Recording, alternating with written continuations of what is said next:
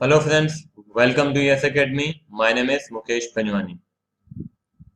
आज हम second lecture देखने जा रहे हैं एडजस्टमेंट ऑफ कैपिटल का। आपको याद होगा इससे पहले वाले लेक्चर पे हमने 5 क्वेश्चंस किए थे। हालांकि 4 किए थे, पांचवा मैंने आपको बोला था आप खुद कीजिएगा। उम्मीद करता हूँ कि बन गया होगा। आज का क्वेश्चन काफी बड़ा है। काफी बड़ा इन द सेंस इसको सॉल्व करने के लिए ज्यादा जगह चाहिए, इसलिए आप मेरे को नहीं देख पाएंगे। तो एडजस्टमेंट ऑफ कैपिटल एक्चुअली खाली एक कंसेप्ट है जो कि हमारे कॉम्प्रिहेंसिव क्वेश्चंस में यूज होता है। ठीक है, तो किस तरह से हम वो यूज करेंगे वो हमको देखना है। तो अभी तक एडमिशन में बेसिकली जितनी भी चीजें हमने पढ़ी हैं, है ना, उसमें से काफी हद तक काफी सारी चीजें क्वेश्चन में इस्तेमाल हो सकती है। तो आपको एक अंदाजा भी लग जाएगा किस तरह से कंप्लीट क्वेश्चन हमको करना है। जब एडमिशन हो रहा है तो क्या क्या करना पड़ेगा। आपको याद है, मैं पहले भी हालांकि बता चुका हूँ कि चेंज इन पीएसआर करना पड़ता है ना। रिजर्व्स बांटने पड़ते हैं, प्रॉफिट्स बांटने पड़ते हैं, लॉसेस बांटने पड़ते हैं, रिवैल्यूएशन होता है। तो वो सारी चीजें हम यहाँ पे देखेंगे, एडजस्टमेंट ऑफ कैपिटल देखेंगे हम यहाँ पे। ठीक है, तो बहुत अच्छे से ध्यान देंगे, साथ ही साथ रहेंगे बिल्कुल। और नोट डाउन आप बाद में करेंगे, अभी जब मैं बोल रहा हूं तब आप केवल और केवल सुनेंगे। जब नोट डाउन करना होगा तो लेक्चर को आप पॉज कीजिए और उसके बाद से नोट डाउन कीजिए। ठीक है, तो कैसे सॉल्व करना है और क्या सही तरीका है सॉल्व करने का, उस पे भी हम चर्चा करेंगे। हम किस तरह से सॉल्व करें कि गलती होने की संभावना कम हो, हमको ये भी देखना है। 12th बोर्ड में एक ये भी चैलेंज रहता है to how to complete the paper. और कई बार हम लोग गलती क्या हो जाती है हमसे कि क्वेश्चन करते वक्त कहीं एक जगह हमसे कुछ छूट गया और उसके बाद आखिरी में आप पहुंच गए, आपने देखा यार बैलेंस शीट टैली नहीं हुई, आंसर नहीं आया। तो फिर से आप वो गलती ढूंढने के लिए फिर टाइम खराब करते हैं, जिस कारण से एक और क्वेश्चन आपका छूट जाता है। तो वो नहीं होना चाहिए। हम क्या करें कि इस तरह की गलतियां ना हो, कुछ छूटे ना, ये भी मैं आपको बताऊंगा। ठीक है, क्योंकि एग्जाम में दो चीजें बहुत मैटर करेंगी, एक आपकी स्पीड और दूसरा एक्यूरेसी। और दोनों चीजों पे कमांड लाने के लिए कुछ चीजें हैं जो कि मैं आपको बताऊंगा। उसके अलावा एक इंपॉर्टेंट चीज है, दैट इज प्रैक्टिस। तो आप प्रैक्टिस कीजिए, जितनी ज्यादा आप प्रैक्टिस करेंगे ये दोनों चीजें आपके पास डेवलप होती जाएंगी, एक स्पीड, दूसरा एक्यूरेसी। और तीसरा, जब भी आप क्वेश्चंस करते हैं तो एक प्रॉपर फॉर्मेट बना के करने की आदत डालें, है ना। आप कैसे भी क्वेश्चन कर रहे हैं और अनलिमिटेड टाइम लेके क्वेश्चन कर रहे हैं, वो नहीं होना चाहिए। इनिशियली जब हम कुछ सीख रहे हैं तो ठीक है, तब आप स्लो जाइए, चाहे जो चीजों को अच्छे से समझते हुए कीजिए। मगर एक बार आपको चीजें समझ में आ गई हैं, कंसेप्ट क्लियर हो गए हैं, तो फिर उसके बाद स्पीड डेवलपमेंट पे काम कीजिए। ठीक है, तो चलिए स्टार्ट करते हैं। सबसे पहले क्वेश्चन पे आते हैं, देखिए क्या बोलता है। On 31st March 2017, the balance sheet of W&R who shared profits in 3:2 was as follows। ठीक है, ये हमारी लाइबिलिटी दी हुई है, क्रेडिटर है, प्रॉफिट एंड लॉस है, कैपिटल अकाउंट है। ठीक है, ये सारा दिया हुआ है। On the date B was admitted as a partner on the following condition. एक काम करो, पहले क्वेश्चन देख लो कि क्या बोल क्या रहा है, हमको बनाना क्या क्या है। क्वेश्चन बोलता है रिवैल्यूएशन बनाना है, पार्टनर कैपिटल बनाना है और बैलेंस शीट बनाना है। ठीक है, ठीक है। We will get 4/15 of the share of the profit। ठीक है, we had to bring ₹6,000 as a capital, to which amount other partners capital have to be adjusted। अभी समझ में आया, अपन ने लास्ट क्लास में पढ़ा था कि नए पार्टनर के कैपिटल के हिसाब से पुराने पार्टनर कैपिटल अपना एडजस्ट करेंगे। वो यहाँ पे बोल रहा है कि बी के हिसाब से वो लोग एडजस्ट करेंगे। He would pay cash for his share of goodwill, which would be based on 2.5 years purchase of average profit of past 4 years. ठीक है, ये भी कोई दिक्कत नहीं है। समझ में आया है क्या बोल रहा है? ये बोल रहा है कि ये गुडविल का कैलकुलेशन कैसे होगा। गुडविल का कैलकुलेशन होगा 2.5 years purchase of average profit of last 4 years. पिछले 4 साल का एवरेज निकाला और उसके बाद इंटू 2.5 ईयर कर दिया तो क्या आ जाएगा, गुडविल आ जाएगी। और गुडविल एक बार आ गई तो उसी हिसाब से ये नया पार्टनर जो है वो अपना प्रीमियम लेके आएगा। ठीक है ना। तो उसका प्रीमियम फाइन करने के लिए पहले तो आपको क्या फाइन करना पड़ेगा, पहले आपको टोटल गुडविल फाइन करनी पड़ेगी। The asset should be revalued as under। Debtor है यहाँ पे, बोलता है सन्डी debtor that book value less 5%। तो यहाँ पे ऑलरेडी बना तो है प्रोविजन, आप देखो, मगर हमको कितना बनाना है, 5% बनाना है। स्टॉक को 4,000, प्लांट एंड मशीनरी को 8,000। The profits of the firm 14, 15, 16 का प्रॉफिट दिया हुआ है पिछले 3 साल का। तो देखो अब क्या करेंगे हम, पहले तो स्टेप बाय स्टेप क्वेश्चन करेंगे। एक काम करते हैं, इसको फॉर्मेट को थोड़ा ऊपर लेके जाता हूं मैं, ताकि कुछ वर्किंग नोट के लिए हमारे पास जगह आ जाए। ठीक है, ये वर्किंग नोट के लिए हमारे पास नीचे जगह आ जाएगी, ज्यादा जगह नहीं है। तो देखो करना क्या है, आप सबसे पहले देखो कि किस किस में रिवैल्यूएशन है। ये देखो आप, ये sundry debtors at book value less 5% provision. तो सन्ड्री डेटर्स में रिवैल्यूएशन है ना, तो हम यहाँ पे आर लिख देंगे। ठीक है, ये आर। आर क्या बताता है, आर ये बताएगा कि इसमें रिवैल्यूएशन होना है। तो अगर रिवैल्यूएशन होना है तो ये रिवैल्यूएशन अकाउंट में अपीयर होगा कहीं ना कहीं। ठीक है, और साथ ही साथ जब आप नई बैलेंस शीट बनाएंगे तो ये नए फिगर पे शो होगा, ना कि ओल्ड फिगर पे ना। ये मैंने आपको बताया है, जब आप रिवैल्यूएशन अकाउंट बना रहे हैं तो उसमें जो बैलेंस शीट उसके बाद जो बनाएंगे उसमें रीवैल्यूड फिगर्स हमको दिखाने पड़ेंगे।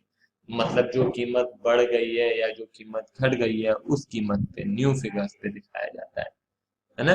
तो ये बैलेंस शीट में यही फिगर, इसमें ये रिवैल्यूड फिगर आएगा और फिगर आने वाले नहीं है। उसके बाद है देखो स्टॉक 4,000, तो ये स्टॉक में भी मैंने लिख दिया आर, मतलब ये रिवैल्यूएशन में अपीयर होगा और साथ ही साथ जो बैलेंस शीट बनाएंगे उसमें रिवैल्यूड फिगर आएगा और फिगर नहीं आएगा। Plant and machinery, plant and machinery ये ऊपर नीचे हो गया था तो मैंने इसको सही कर दिया। प्लांट एंड मशीनरी में भी रिवैल्यूएशन है तो इसको भी मैंने आर लिख दिया। ठीक है, तो अब यहाँ पे केवल 3 आर है, मतलब आपका जब रिवॉल्यूशन बनाएंगे तो ये केवल 3 चीजें आएंगी बस, इसके अलावा कुछ नहीं आएगा। क्योंकि जहां जहां पे भी रिवॉल्यूशन था हमने वहां पे आर लिख दिया। ये बात समझ में आई आपको? तो इससे फायदा क्या है, ये आर लिखने से एक तो आपका टाइम खराब नहीं होता है, मतलब आपको मालूम है कि बस ये 3 चीजें ही आनी है, इसके अलावा कुछ भी रिवॉल्यूशन में अपीयर नहीं हो रहा है। ठीक है, अब देखो एक काम करते हैं, सबसे पहले देखते हैं डेटर का क्या है। 5% प्रोविजन बना रहे हैं तो 5% कितना हो जाता है, 200। 4,000 का 5% होता है 200, बना कितना है, 140। मतलब 60 रुपए का प्रोविजन और बनाना है। तो प्रोविजन बढ़ रहा है, आपकी लायबिलिटी बढ़ रही है, मतलब आपका नुकसान हो रहा है। ठीक है, नुकसान किधर लिखते हैं रिवैल्यूएशन में, डेबिट साइड। तो हम यहाँ लिखेंगे टू प्रोविजन। कितना है प्रोविजन बताइए, टू प्रोविजन है 60 रुपीज। ठीक है, तो ये आपका हो गया प्रोविजन। उसके बाद आइए स्टॉक, स्टॉक है 5,000, अब कीमत कितनी हो गई है, 4,000। मतलब क्या हो रहा है, लॉस हो रहा है। तो हम यहाँ लिखेंगे बाय स्टॉक, सॉरी लॉस हो रहा है तो टू स्टॉक।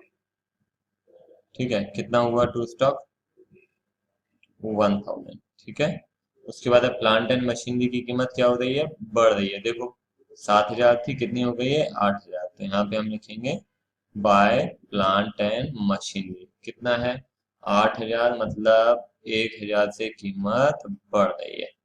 क्लियर है ये? यहाँ पे 1,000 डेबिट, 1,000 क्रेडिट, ये बराबर हो गया और ये फाइनली आपका क्या हो गया, लॉस। मतलब कुल मिला के यहाँ पे क्या करना है, बाय लॉस ऑन रिवैल्यूएशन, कितना 60 रुपीज का लॉस हुआ। समझ में आया? ये आपका लॉस साइड है, ये आपका गेन साइड है। तो ये लॉस किसको मिलेगा? ये लॉस मिलेगा डब्ल्यू को और आर को। किस रेशियो में मिलेगा? 3:2। तो 3:2 चलो तो कितना हो जाएगा? 36 हो जाएगा और 24 हो जाएगा। क्लियर है ये? तो ये हमारा रीवैल्यूएशन अकाउंट बन गया। एक काम करते हैं इसको, ठीक है। ये रिवॉल्यूशन क्लियर है आपको? पक्का? जहां जहां आर लिखा है वहां पे अब वो जब नई बैलेंस शीट बनाएंगे वो कहाँ आपके रिवैल्यूड फिगर्स पे शो किया जाएगा। अब और देखते हैं, ये तो हो गया। अब आइए आप बैलेंस शीट के अंदर। बैलेंस शीट में आप ये पहले से मार्किंग कर लो कि कौन सी चीज कहाँ आने वाली है। क्रेडिटर तो ठीक है, नई बैलेंस शीट बनाएंगे वहां पे आएगा। ये प्रॉफिट एंड लॉस जो आपको दिखाई दे रहा है, ये आपका प्रॉफिट है। ध्यान रखिएगा, अगर लायबिलिटी साइड है तो प्रॉफिट है, अगर एसेट साइड है तो लॉस है। तो ये प्रॉफिट किधर चला जाएगा? ये प्रॉफिट चला जाएगा पार्टनर्स के बीच में, ठीक है। और ये कैपिटल अकाउंट भी किधर जाएंगे? ये भी पार्टनर्स कैपिटल अकाउंट में चले जाएंगे। कैश में कुछ हो सकता है परिवर्तन होगा, बाकी कुछ नहीं होना। नई बैलेंस शीट में आएगा, ये भी नई बैलेंस शीट में आएगा मगर रिवैल्यूड फिगर पे आएगा, है ना। स्टॉक भी आएगा, रिवैल्यूड फिगर पे आएगा। Plant and machinery revalued figure पे आएगा। पेटेंट आएगा नई बैलेंस शीट में, ओल्ड फिगर्स पे ही आएगा, कुछ इसमें परिवर्तन नहीं हुआ है, ठीक है। अब क्या करना है? अब देखिए दो तीन चीजें हैं। एक, बी आ रहा है 4/15 ऑफ द शेयर के लिए, ठीक है। और बी कितना लेके आ रहा है? 6,000 लेके आ रहा है। और बोलता है कि नए पार्टनर उसी के हिसाब से कैपिटल एडजस्ट करेंगे। तो एक काम करते हैं, यहाँ पे हम वर्किंग नोट बनाते हैं। सबसे पहले टोटल कैपिटल एज पर क्या नाम है, बीस कैपिटल कैसे आएगा? 4/15, सॉरी 4/15 को क्या करना है? रिवर्स करना है। तो ये हो जाएगा 6,000 लेके आ रहा है इंटू 15/4, ठीक है। तो कितना हो जाएगा? 6,000 डिवाइडेड बाय 4 इंटू 15। तो टोटल कैपिटल वुड बी 22,500, ठीक है। फिर क्या करना है हमको? न्यू पीएसआर फाइंड करना है। तो न्यू पीएसआर के लिए क्या करेंगे? सबसे पहले आप फाइंड करो डब्ल्यू का share, W new share. New share कैसे आएगा देखते हैं यहाँ पे। ये आ रहा है 4/15 के लिए, ठीक है ना। ये ऐसा लिखा हुआ है क्या कि इससे इतना उससे उतना? कुछ भी नहीं लिखा है ना। तो अगर 15 में से 4 हिस्से बी ने ले लिए तो बाकी बचे 15 में से 11। और ये 15 में से 11 कौन बांटेगा? ये बांटेंगे डब्ल्यू और आर। किस रेशियो में बांटेंगे? डब्ल्यू लेगा 3/5 और आर लेगा 2/5। तो डब्ल्यू का नया शेयर फाइंड करने के लिए 11/15 जो बचा है, समझ में आ रहा है ना। बी ने लिया 15 में से 4, बाकी बचे 15 में से 11। ये 15 में से 11 किसके हैं? डब्ल्यू और आर के हैं। किस रेशियो में है? 3:2 में है। वही मैं कर रहा हूँ, 11/15 जो बचा हुआ शेयर है इंटू 3/5। तो ये हो जाएगा 33/75, ठीक है। फिर आ जाते हैं किसके शेयर के लिए? आर के शेयर के लिए। तो आर का नया शेयर फाइंड करने की कोशिश करते हैं। कैसे होगा? 11/15 का 2/5 मतलब कितना हो जाएगा? 22/75। ये किसका हो गया? आर का हो गया। और नया पार्टनर जो आ रहा है उसका शेयर कितना है? 20 शेयर इज इक्वल टू 4/15, ठीक है। एक काम करते हैं, 4/15 तो ठीक है मगर हमें डिनोमिनेटर सेम करना रहता है, ये आपको बहुत अच्छे से मालूम है। तो दैट वुड बी 20/75, ठीक है। तो इसके कैपिटल के हिसाब से न्यू कैपिटल, इसके शेयर के हिसाब से न्यू कैपिटल कितना होना चाहिए बताइए? New capital, new capital new capital मतलब एडजस्टेड कैपिटल है, ठीक है ना। New capital is equal to adjusted capital. Adjust कर रहे हैं ना अपन, किसके हिसाब से, नए पार्टनर के हिसाब से। तो new capital is equal to, कैसे फाइन होगा न्यू कैपिटल बताइए। हमारी टोटल कैपिटल कितना है, 22,500, उसका इसका शेयर कितना है, ये इंटू 33/75। इधर भी आ जाओ तो इधर भी 22,500 इंटू 22/75। इधर आ जाओ तो इधर क्या हो जाएगा, 22,500 इंटू 20/75। समझ में आया कैसे किया मैंने। पहले टोटल कैपिटल फाइंड किया और फिर टोटल कैपिटल हमने इनके नए रेशियो में बांट दिया। तो बताइए कितना होगा, 22,500 डिवाइडेड बाय 75 इंटू 33। इनका नया कैपिटल जो है वो आ गया 9,900, ठीक है। उसका कितना हो जाएगा, इसका हो जाएगा 6,600।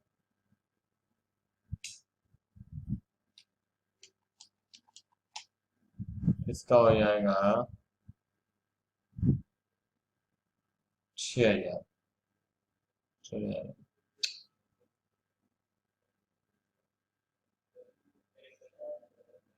ठीक है। तो इनके ये आ गए आपके एडजस्टेड कैपिटल, मतलब नए पार्टनर के कैपिटल के हिसाब से इनका। ये मैंने फाइंड किया है, फाइंड करने की जरूरत नहीं थी क्योंकि क्वेश्चन में दिया ही हुआ है कि सी का कैपिटल कितना है, 6,000। क्लियर है, ये चीज अच्छे से समझ में आ गई। हाँ, नया पीएसआर भी आपको समझ में आ गया। न्यू पीएसआर कितना आया हमारा, 33:22:20। This is the new PSR. यहाँ तक अगर क्लियर है तो फिर अपन थोड़ा आगे बढ़ते हैं। इसमें अब अपन आते हैं कैलकुलेशन ऑफ गुडविल। बहुत सारी चीजें अपन कवर कर रहे हैं यहाँ पे। अब आ जाते हैं कैलकुलेशन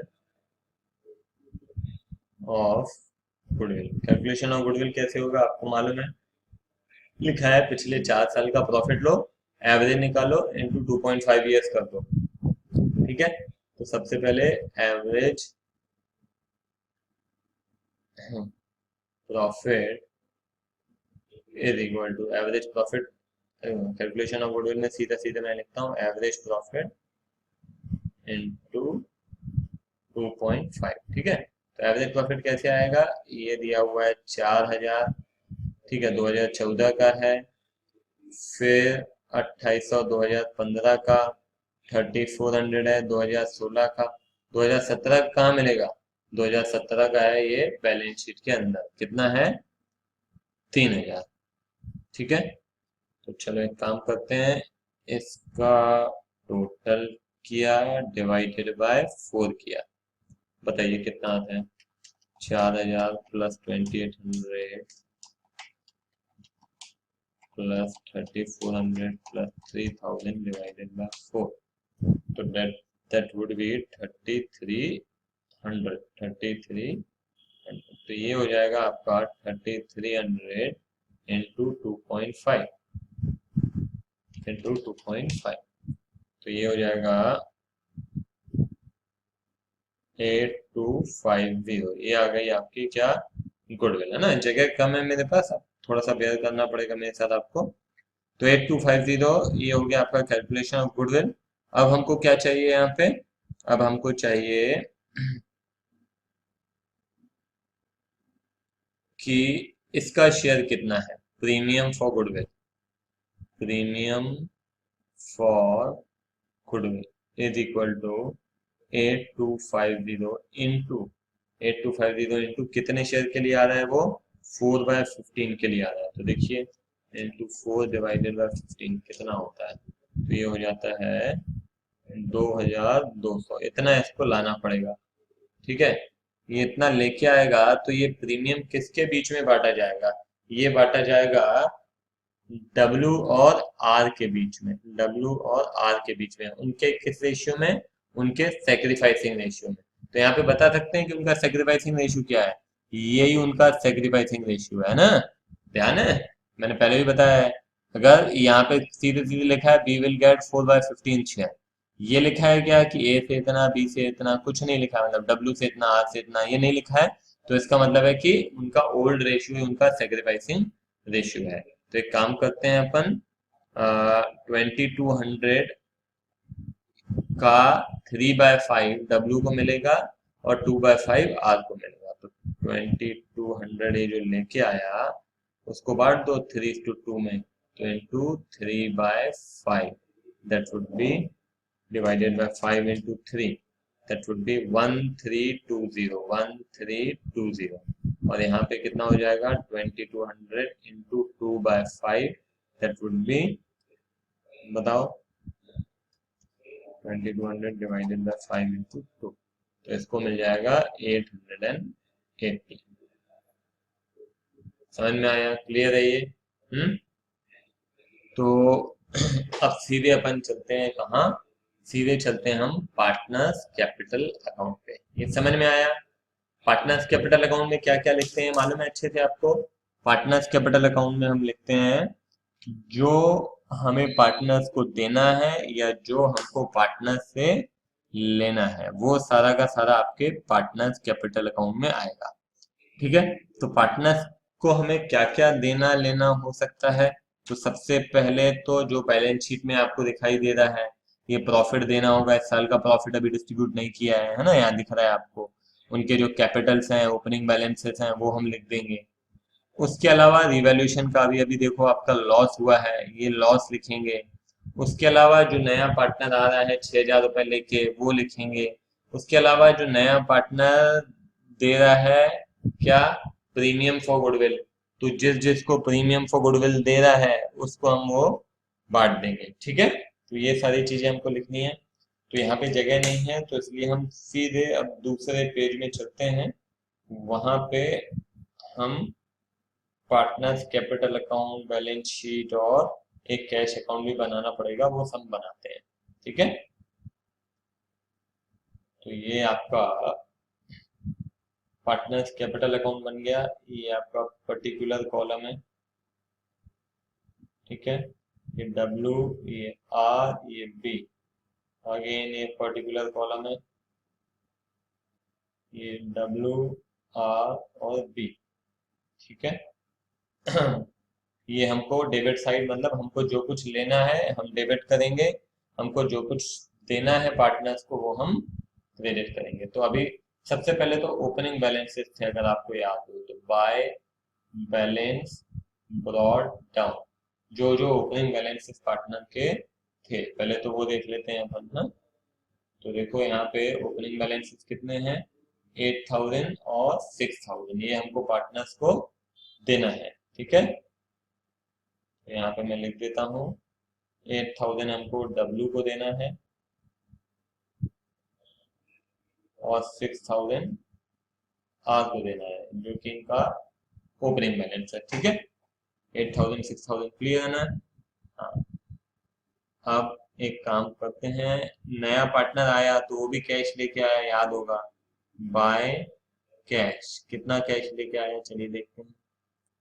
वो लेके आया है नया पार्टनर, ये देखो 6,000 रुपये लेके आया। ठीक है, तो 6,000 रुपये अपन लिखते हैं, 6,000 रुपये कैश लेके आया। ठीक है, 6,000 कैश आ गया। और क्या करना है, और by premium for goodwill. By premium for goodwill मतलब, अरे भाई जो नया पार्टनर आ रहा है वो 2,200 रुपये लेके आ रहा है, अभी ये दिखा था अपन ने। हाँ, और वो लेके आएगा तो किसको देगा, डब्ल्यू और आर को। किस रेशियो में देगा, उनके सेक्रीफाइसिंग रेशियो में देगा। तो वो भी अभी अपन ने कैलकुलेट किया है ना। देखिए यहाँ पे लिखा है we had to bring 6,000 as capital to which other, ये तो हो गया। He would pay cash for his share of goodwill which would be, तो ये कैश लेके आ रहा है प्रीमियम फॉर गुडविल। कितना लेके आया, 2,200। कितना कितना मिलेगा, 1,320 इसको, 8,880 इसको। ठीक है, 1,320 और 880। तो हमने यहाँ लिख दिया डब्ल्यू को हमें देना है 1,320 और इसको देना है 880। 80। ठीक है, क्लियर है। उसके बाद एक चीज जो मेरे को याद आ रही है वो है टू लॉस ऑन रीवैल्यूएशन। ठीक है, रिवैल्यूएशन पे लॉस हुआ, कितना कितना लॉस हुआ, 36 रुपीज का इसको हुआ था, 24 रुपए का इसको हुआ था। देखो ये 36 का लॉस और 24 रुपए का लॉस। ठीक है, फिर क्या करना है, पी देखो कहाँ कहाँ है, ये पार्टनर्स कैपिटल में ये करना था, ये कर चुके हैं।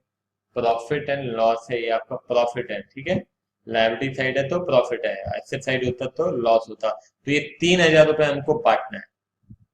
ये 3000 रुपए किस रेशियो में बांटेंगे, 3:2। तो चलिए 3000 डिवाइडेड बाय 5 × 3, 1800 और 1200 हमको बांटना पड़ेगा।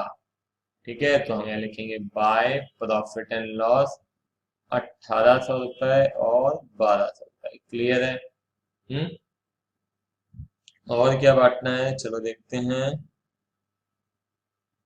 हाँ, ये आपका रिवैल्यूएशन का ये भी हो गया, ये भी हो गया इधर बैलेंस शीट के अंदर जो दिया हुआ है। तो पार्टनर्स कैपिटल अकाउंट में अब हमको कुछ भी मेरे ख्याल से बांटना नहीं है। अब क्या करना है वो ध्यान दीजिए बहुत अच्छे से। हमने देखा था कि पार्टनर्स का कैपिटल एडजस्ट हो रहा है, और कैपिटल एडजस्ट होने के बाद अब उनका कैपिटल कितना कितना होना चाहिए। अब नई शुरुआत हो रही है, इनका कैपिटल भी इतना इतना होना चाहिए, 9900, 6600 और 6000।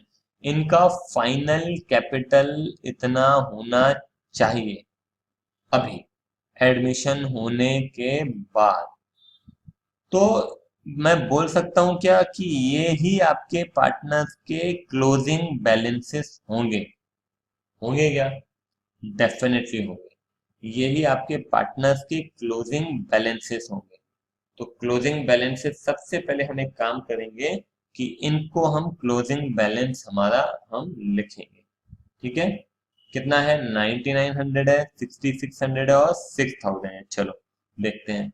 तो हम यहाँ पे लिखेंगे टू बैलेंस कैरी डाउन 9900, 6600 और 6000, ये इनके क्लोजिंग बैलेंसेस हैं। तो क्लोजिंग बैलेंसेस हैं, इसका मतलब क्या हुआ, देखो अभी बहुत अच्छे से ध्यान दो। हम बात करें यदि डब्ल्यू की, तो डब्ल्यू के पास 8000 था ऑलरेडी, 1320 इसको प्रीमियम मिल गया, 1800 का प्रॉफिट जो इस साल का डिस्ट्रीब्यूट नहीं हुआ था वो भी डिस्ट्रीब्यूट हो गया। ठीक है, तो कुल मिला के इसको, इसके पास अभी होना चाहिए 1120, और -36 लॉस हुआ है, तो लॉस भी माइनस कर दूं अगर मैं, तो आ रहा है 11084। देखो इधर, this plus this plus this, ये करने के बाद ये माइनस किया, तो ये माइनस करने के बाद ये जो आया that is your adjusted capital. Adjusted capital किसको बोल रहे हैं, एडजस्टमेंट करने के बाद जो कैपिटल आया है that is your adjusted capital, and that should be your new capital. तो आप फिर से समझो, मैं बोल रहा हूं हमने क्या किया, हमने 8000 प्लस 1320 प्लस 1800 -36 कर रहे हैं, तो आ रहा है 11084।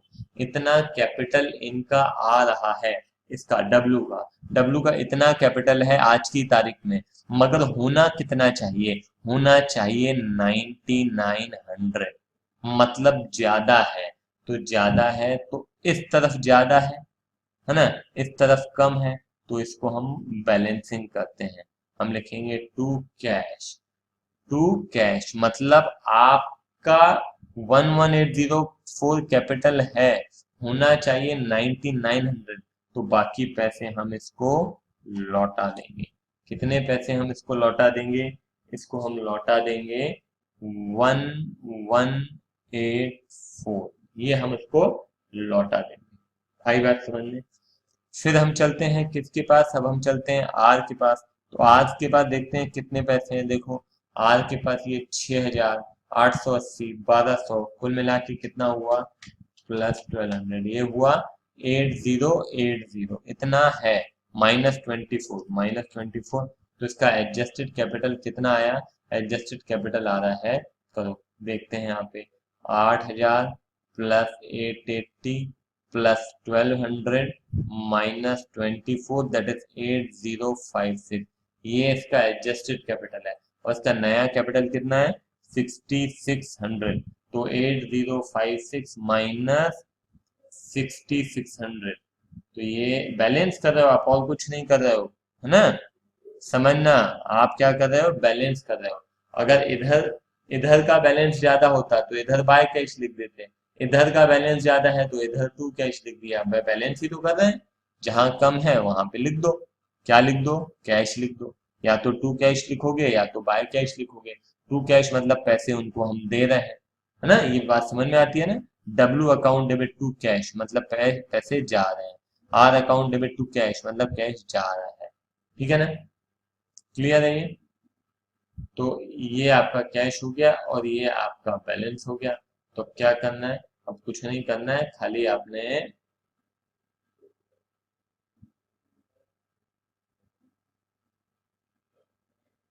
बैलेंसेस लिखने हैं। तो बैलेंसेस अब कितना होगा हमारा? ये होगा हमारा 11084, अभी कैलकुलेट किया।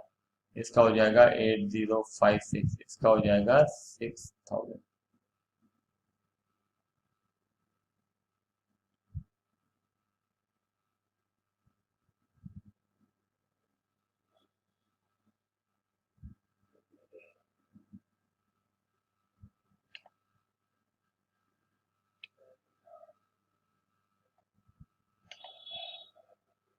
ठीक है, इधर का भी टोटल कितना हो गया? 11084 8056 और 6000। क्लियर है ये? समझ में आया? पक्का? तो ये था आपका पार्टनर्स कैपिटल अकाउंट। ठीक है, कैसे बनाना है समझ में आया ना? आप क्या लिखेंगे? आप इनके जो कैपिटल है, नए कैपिटल हमने जो फाइंड किए ना एडजस्ट करने के बाद, वो कैपिटल आप यहाँ लिखोगे। और इनके कैपिटल हमने सारे के सारे इनके फाइंड किए, अभी कितना है एडजस्टमेंट करने से पहले, है ना? ये करने से पहले न्यू कैपिटल। तो ये करने के बाद आखिरी में जो डिफरेंस आएगा वही आपका टू कैश या बाय कैश में आएगा। ठीक है, अब कैश अकाउंट कैश अकाउंट बना रहे हैं, क्यों बना रहे हैं? क्योंकि कैश अकाउंट में कुछ ना कुछ पैसा आया है, गया है, वो सारा रिकॉर्ड करेंगे तभी तो क्लोजिंग बैलेंस शीट में कुछ नहीं लिख पाएंगे अपन कैश। क्योंकि आप सॉरी, जो बैलेंस शीट आप बना रहे हैं वो नई बैलेंस शीट बना रहे हैं, तो नए पार्टनर के आने के बाद की बैलेंस शीट बना रहे हैं। तो वो बैलेंस शीट तभी बनेगी जब आपके पास उस दिन का जो कैश है उसका डिटेल होगा। तो हमारे पास नया पार्टनर आने के बाद कैश आया है, गया है, वो सारी चीजें भी हमको रिकॉर्ड करनी पड़ेगी। ठीक है, तो हम कैसे करते हैं? देखो, सबसे पहले तो इधर लिखेंगे टू बैलेंस आपका ब्रॉड डाउन। ठीक है, और यहाँ पे आएगा आपका बाय बैलेंस कैरी डाउन। ये आपका क्लोजिंग बैलेंस है, आपका ओपनिंग। ओपनिंग तो हमारे पास दिया हुआ है, ओपनिंग मतलब पार्टनर के आने से पहले का बैलेंस। चलो देखते हैं। ये कैश हमारे पास कितना है? 1000। ठीक है, तो हमारे पास कैश था 1000। ठीक है, अब इसके बाद क्या करना है? इसके बाद आपको देखना है कि और हमारे पास क्या क्या आया है। ये डेबिट साइड आपको बताता है कि आपके पास कैश कितना आया है और क्रेडिट साइड बताता है कि आपका कैश कितना गया है। तो जब नया पार्टनर आया तो टू बीस कैपिटल अकाउंट, नया पार्टनर जब आया तो कैश लेके आया था, कितना लेके आया था? 6000 रुपए। ठीक है, और क्या लेके आया था? प्रीमियम लेके आया था। प्रीमियम कितना लेके आया? 2200 रुपये लेके आया। ठीक है, ये हमारे पास, ये सारी चीजें हमारे पास आई हैं। और ये देखो, ये कैश हमने पे किया है, दिख रहा है आपको? किसको पे किया? ये हमने डब्लू को और आर को, डब्लू कैपिटल अकाउंट और आर कैपिटल अकाउंट, इन दोनों को हमने दिया है। कितना कितना? 1184 और 1456। ठीक है, ये सारा ये हमारे पास था, ये और आया, ये और आया, ये इन दोनों को दिया। फाइनली कितना कैपिटल कैश हमारे पास बचा है वो हमको देखना पड़ेगा। तो इसको टोटल करते हैं, तो माइनस करने के बाद ये आएगा, ये आएगा 6560। ठीक है, टोटल कितना है एक बार देख लेते हैं।